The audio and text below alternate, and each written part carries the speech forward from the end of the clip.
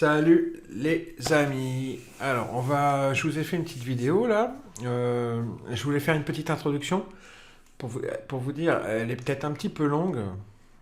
Elle dure combien de temps à peu près? Un petit quart d'heure, peut-être un peu moins. Avec l'introduction, là, ça fera un quart d'heure, quoi. C'est une vidéo qui dure un quart d'heure, c'est long, je suis d'accord. Mais il faut la regarder entièrement pour se rendre compte de ce que je veux expliquer dedans. Pour ça, je tenais à faire une précision. En fait, c'est sur le Nasdaq, hein. Et ce que je vous ai filmé, c'est le range, là, la construction du range, là. La manière dont les prix sont contenus par le market maker dans ce range, et la manière dont on peut anticiper et jouer l'extension du range. Avec juste uniquement hein, l'observation du comportement du market maker dans le carnet et le comportement, donc on va dire plus généralement, de la liquidité, de la dynamique, de la structure de la liquidité dans un carnet. On se regarde ça, et puis si vous êtes sérieux, il faut la regarder vraiment du début jusqu'à la fin pour bien voir l'évolution et puis bien voir à quel point je ne fais rien à certains moments, alors que certains se laisseraient peut-être emporter à faire quelque chose. Justement, non. Faut vraiment être prudent et attendre vraiment la chose que j'attends et qu'on voit à la fin. Voilà, allez. Bonne vidéo.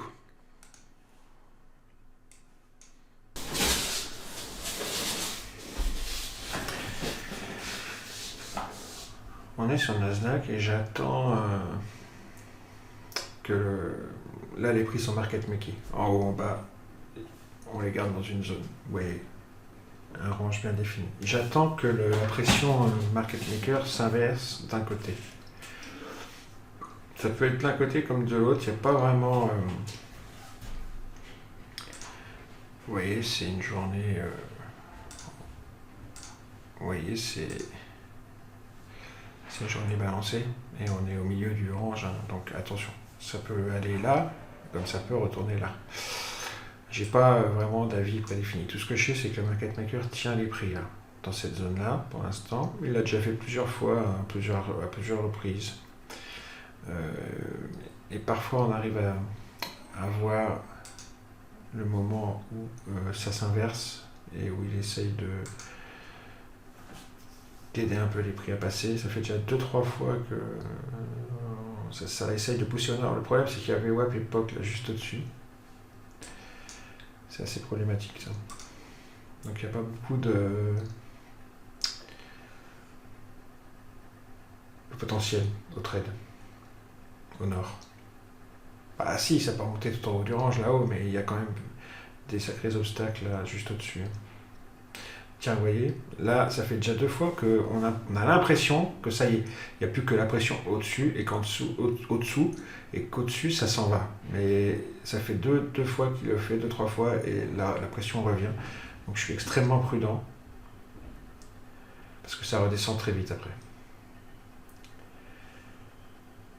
Donc pour ça je rentre pas uniquement là-dessus, vous voyez, et là, voilà. Donc c'est toujours market making. Boum, boum, boum, boum, boum, boum. Il n'y a pas de signal précis, on ne voit pas quelque chose de clair. Voilà, et ça s'inverse et ça retourne un petit peu en bas. Il n'y a pas non plus dans les volumes, dans les deltas, dans tout ça, d'aide. Dans le footprint non plus, parce qu'il y a des imbalances acheteuses en bas, des imbalances vendeuses en haut, il y a de l'absorption en haut, il y a de l'absorption en bas. Donc, ce que je voudrais voir, c'est vraiment une agression nette du marché comme là, qui continuerait, et une pression des limites. Donc je voudrais voir vraiment une pression limite et ordre limite et ordre market en même temps, pour rentrer. Sinon, on peut jouer le range, hein. Acheter en bas, vendre en haut. Il y a ça aussi, hein, bien sûr.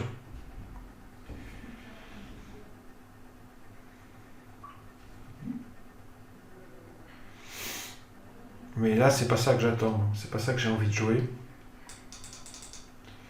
J'ai envie de jouer une accélération à la hausse ou à la baisse. Parce que le range, là, il représente quoi? 20 ticks. De Orange, je sais pas assez, il n'y a pas assez de potentiel. Le risque vaut pas le coup. Pas pour moi, dans mon état d'esprit actuel. Je suis pas dans un état d'esprit où j'ai envie de faire quelques petits scalps, j'ai envie de faire un trade, un beau trade et basta. Il va être 9h. Il y a de la liquidité ici et ici. Ça peut être des cibles.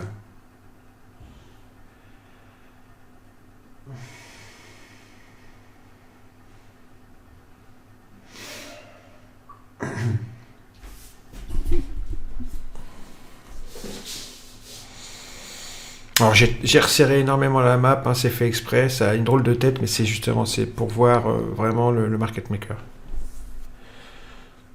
C'est une façon de faire, comme il y en a d'autres.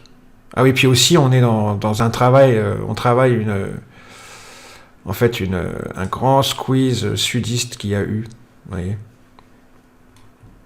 Donc c'est pour ça que ça travaille en remontant, il y a ça aussi.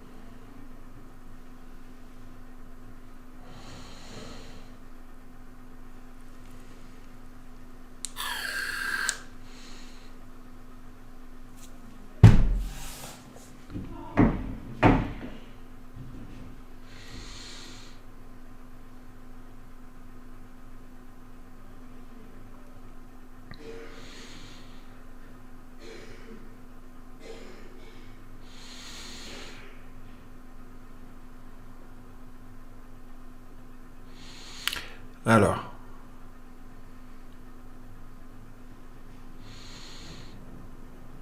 est-ce qu'on va avoir un signe fort d'extension de range ou pas?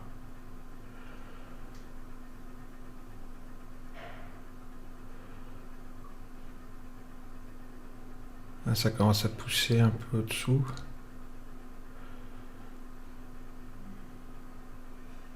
Non. Faut être prudent, faut être très prudent.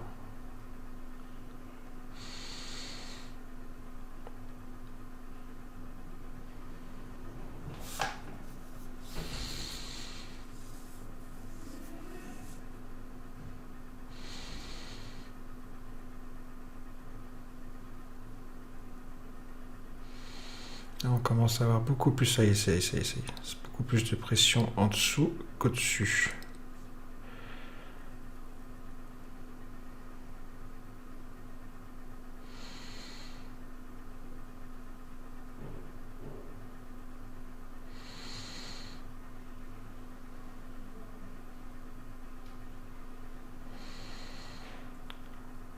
Fausse cassure. Pour l'instant, on vient retoucher VWAP.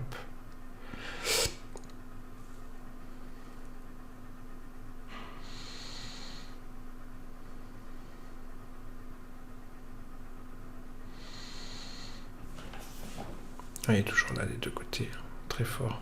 Il est très puissant là.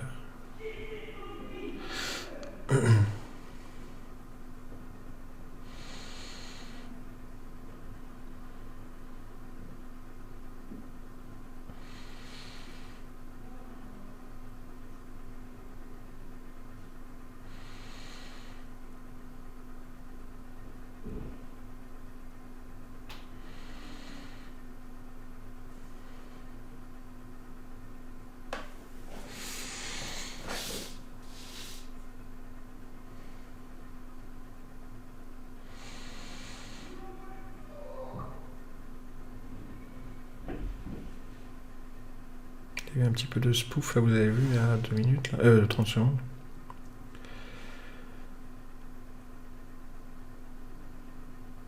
Là, qu'est-ce qui se passe là? Ça frise? Non, j'ai eu peur.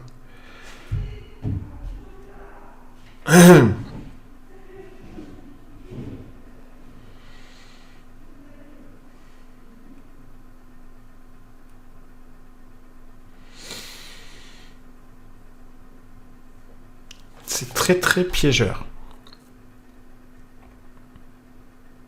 Oh bon, c'est très resserré, hein. Il y a de quoi faire des scalps hein, normalement. Hein. Si je desserre, vous allez voir, normalement il y a de quoi faire du scalp. Hein.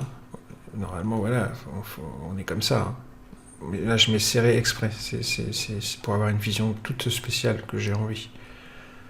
Pour un type de trade particulier.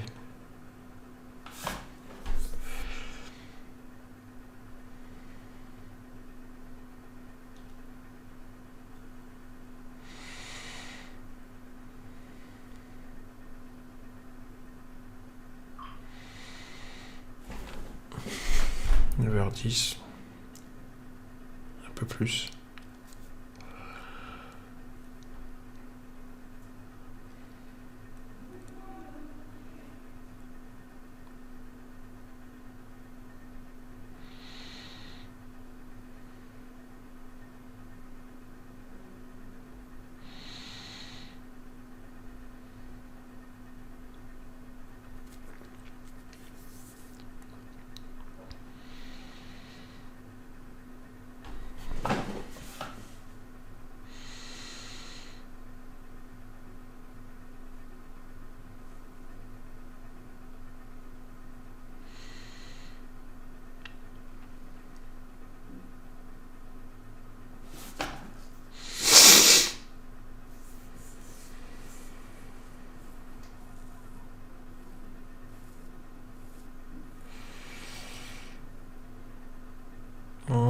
C'est bon là, attention. Attention, attention.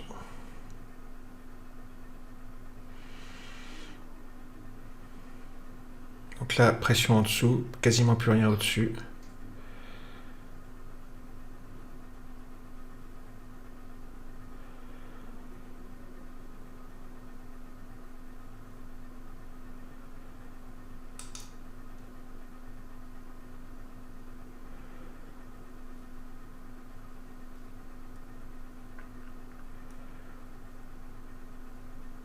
Voilà, sortie de range. Sortie. Sortie de mon trade. Voilà. Extension de range. Et on l'a vu. Hein. On l'a vu, ça a été très net. La pression a été uniquement en dessous et elle avait disparu complètement au-dessus. Alors que pendant tout le range, le market maker gardait les prix collés dans la zone. C'est ce que j'attendais. Voilà. C'est super qu'on ait pu filmer ça. Bisous.